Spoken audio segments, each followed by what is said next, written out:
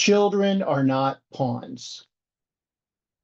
Now, that's a sentence I really didn't think I'd have to say, but the more I see parents involved in custody disputes with their exes, the more I think it should probably be said more often.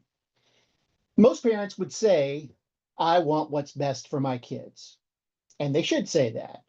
And most of the time, if not all the time, I think they mean it. And by the way, that's the standard the court uses to make decisions when the parents can't. What's in the best interest of the children? The problem is you have too many parents who act like the most important thing for them is sticking it to their ex, regardless of what happens to the children. And that's really frustrating. You can disagree about all kinds of things. You don't have to like each other.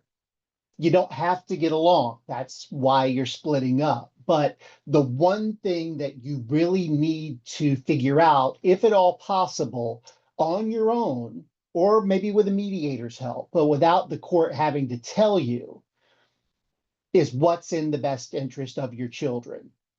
So you need to work together.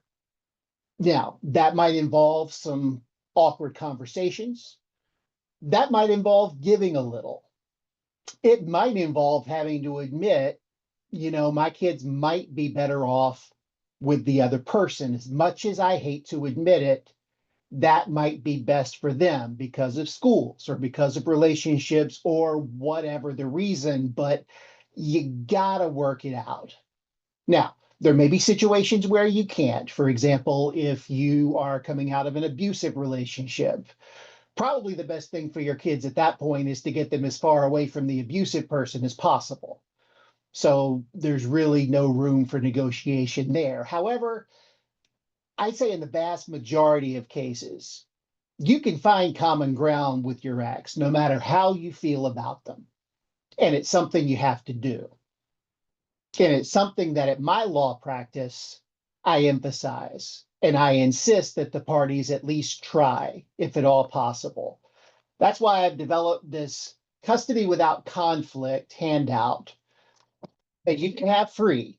Just contact me, go to my website, send me a direct message. I'll send it to you and give you some practical tips on how you can negotiate with your ex without everything blowing up and being disagreeable. And again, let me emphasize, you don't have to like each other.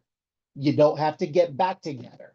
You don't have to do things together unless it involves the kids. All we're talking about is getting together and figuring out what's best for the kids. And once you do that, then you can move on with your lives, figure everything else out, knowing that no matter what happens, you're doing the best thing possible for your children.